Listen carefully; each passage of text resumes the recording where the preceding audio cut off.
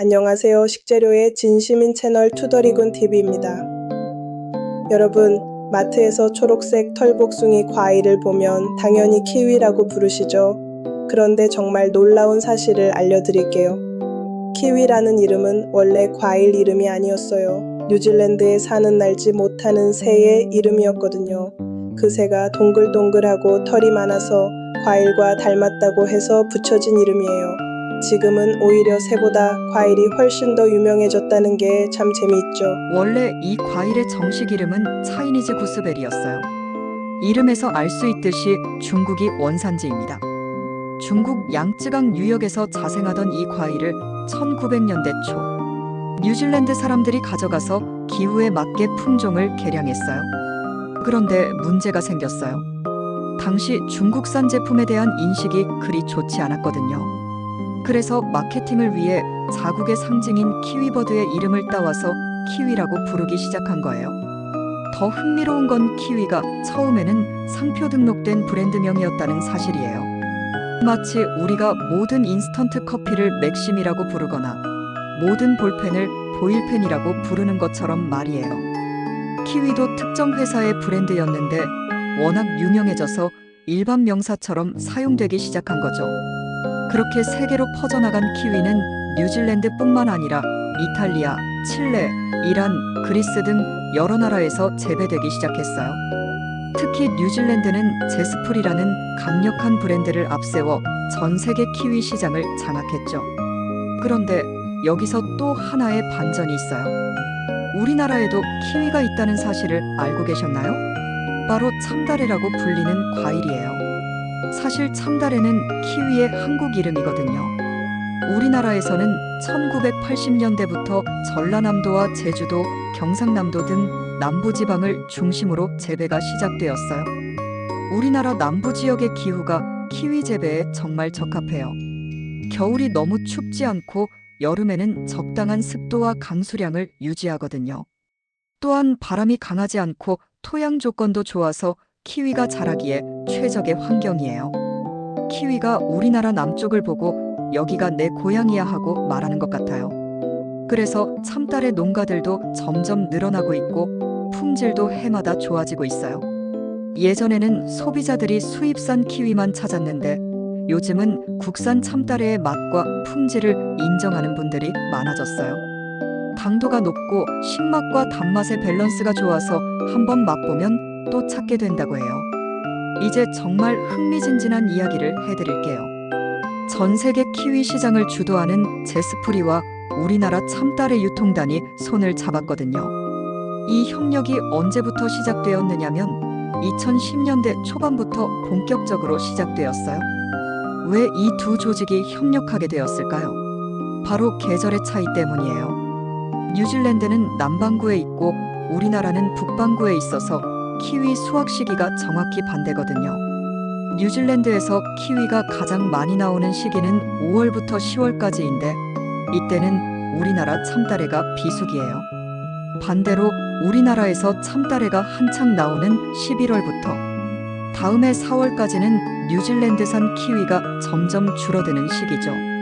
이런 계절적 특성을 활용하면 1년 내내 안정적으로 키위를 시장에 공급할 수 있겠다는 아이디어가 나온 거예요. 정말 똑똑한 발상이죠. 마치 여름과 겨울이 만나서 사계절을 만드는 것처럼 말이에요. 실제로 이 협력의 성과는 놀라웠어요. 우리나라 참다래가 뉴질랜드산 키위가 공급되지 않는 시기에 일본, 동남아시아, 중국 등으로 수출되면서 시장 공백을 메우고 있거든요. 2015년에는 참다래 수출량이 전년 대비 200%나 증가했고 2020년에는 수출액이 3천만 달러를 넘어섰어요. 정말 대단한 성과죠.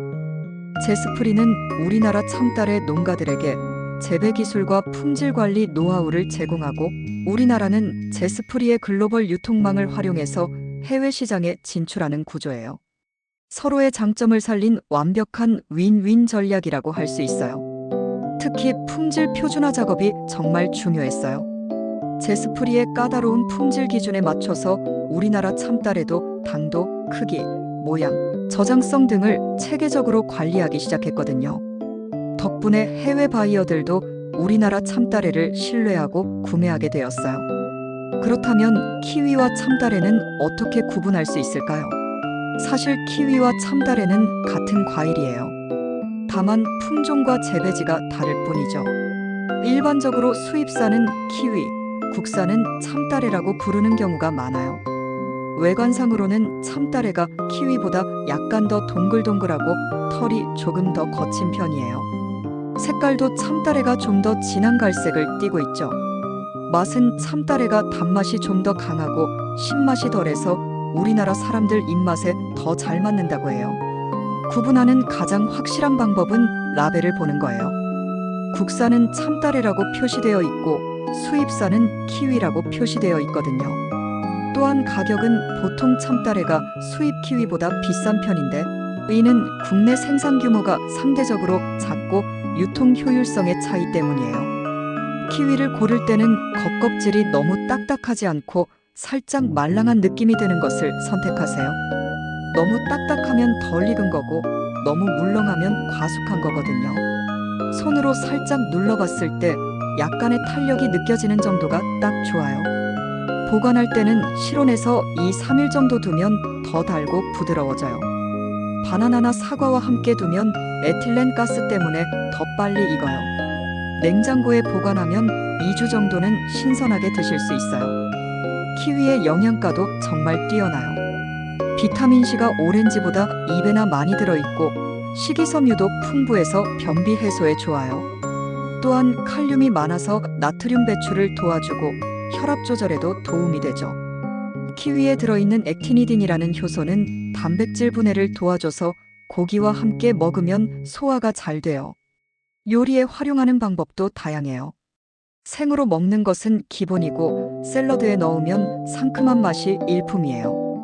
요거트와 함께 먹어도 좋고 스무디로 만들어도 맛있어요. 잼을 만들어서 빵에 발라 먹거나 케이크 장식용으로도 인기가 많죠. 고기를 재울 때 키위를 갈아서 넣으면 연육 효과가 있어요. 하지만 너무 오래 재우면 고기가 너무 무물러질 수 있으니까 주의하세요. 30분 정도가 적당해요. 최근에는 키위의 종류도 정말 다양해졌어요. 일반적인 그린 키위 외에도 골드 키위라고 부르는 노란 키위가 있어요.